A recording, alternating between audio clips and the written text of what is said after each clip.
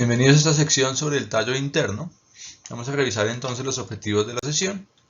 Lo primero es que relaciona las estructuras del tallo externo con las presentes en su interior. Vamos a identificar claramente las características internas en cada una de las porciones del tallo. Mesencéfalo, protuberancia y bulbo. Vamos a correlacionar la parte interna del tallo con los núcleos presentes de los pares craneanos. Vamos a identificar las manifestaciones clínicas de un paciente con lesiones en las diferentes porciones del tallo cerebral, cuestión que haremos en la sesión presencial. Muy bien, estos videos serán divididos en 3 videos. 1 de repaso de generalidades de la parte externa. 2 de la revisión de cómo están organizados los núcleos en el interior del tallo. Y 3 de los cortes más representativos de las diferentes porciones del tallo encefálico. Lo primero, como les decía, es un recorderis de las diferentes porciones del tallo y de las características externas. Recordemos que el tallo cerebral o tronco del encéfalo va más o menos de esta porción a esta porción, acá por debajo de la decusación de las pirámides, y que está dividido en 3 grandes partes.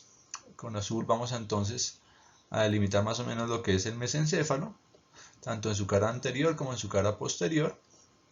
Con verde vamos a delimitar lo que es la protuberancia, como en su cara anterior nuevamente, como en su cara posterior, más o menos llega hasta este punto, ¿sí? Y finalmente vamos a delimitar lo que es el bulbo raquídeo, o médula oblonga, que quiere decir dilatación, oblonga, y que es la porción más caudal de lo que es este tallo cerebral. Recordemos que funcionalmente, entonces, este tallo cerebral va a tener 3 características principales. 1, nos va a servir de autopista para las vías ascendentes y descendentes del cerebro. Entonces uno es una autopista de las vías. 2, tiene que ver o relación directa con los núcleos de los pares craneanos del tercero al 12avo, ya sean motores o sensitivos. Ahorita más adelante tenemos una aclaración sobre ese término.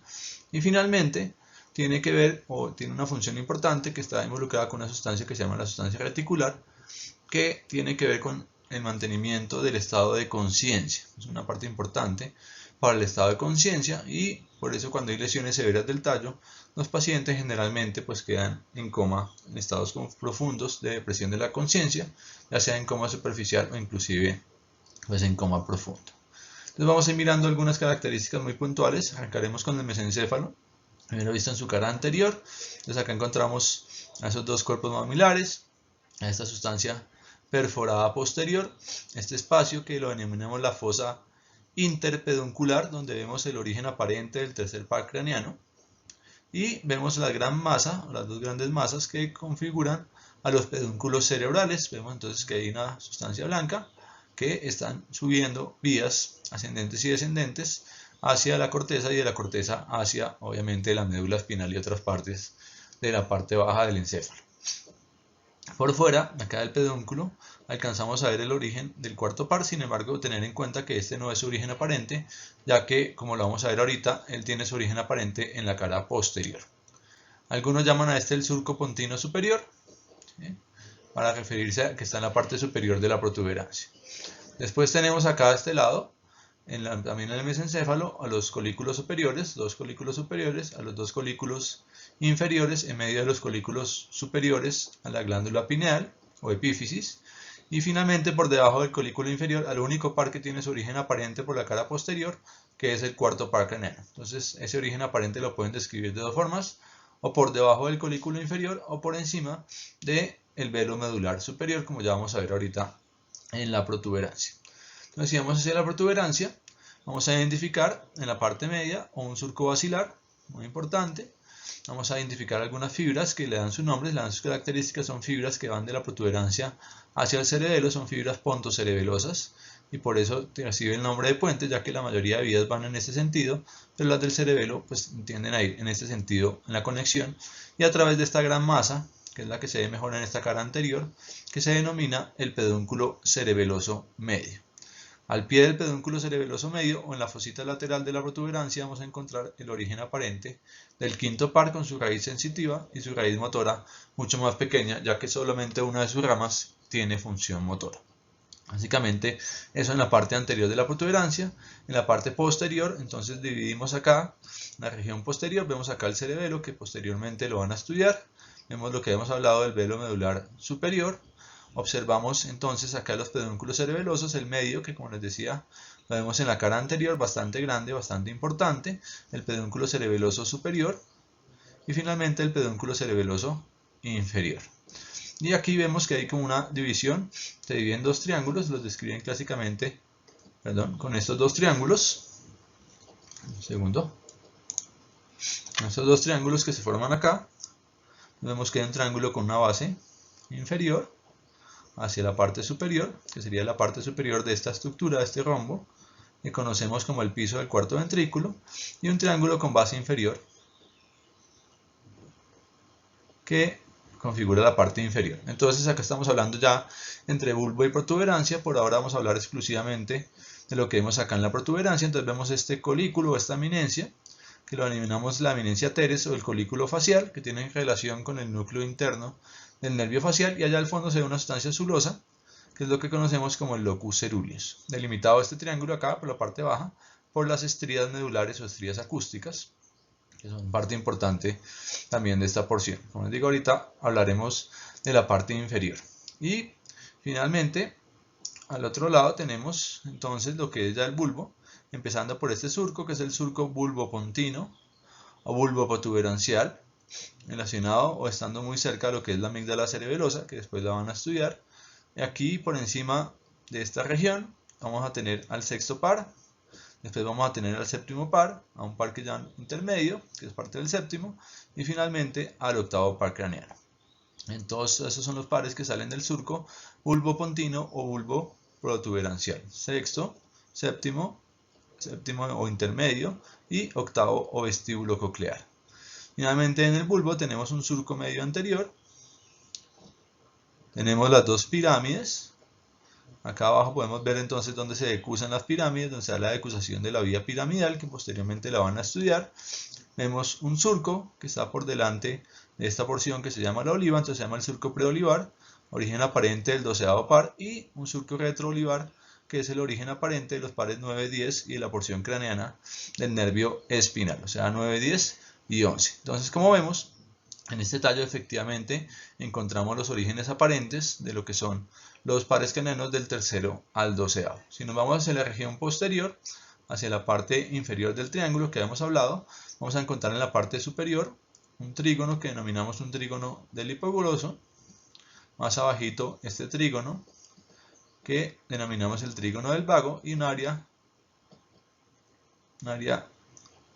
vestibular, que es la que delimitamos con esta región en este triángulo inferior. Y más abajo acá encontraríamos un punto que se llama el óvex, y encontraríamos unas eminencias, unas prominencias que reciben su nombre. La más medial sería la de gracilis, más lateral la de cuneatus, y este ahumamiento que vemos bien lateral sería el tubérculo trigeminal. Entonces gracilis medial, cuneatus un poco más lateral y el tubérculo trigeminal. Estos gracilis y cuneatus van a tener que ver con vías sensitivas, mientras que la parte piramidal tiene que ver con vías motoras. Si ustedes recuerdan la embriología, desde la embriología lo anterior representa funciones motoras y lo posterior representa funciones sensitivas. Bien, vamos a continuar acá entonces con una vista más real de lo que es el tallo, recordando entonces acá los dos pedúnculos cerebrales, la fosa interpeduncular, acá el otro pedúnculo cerebral.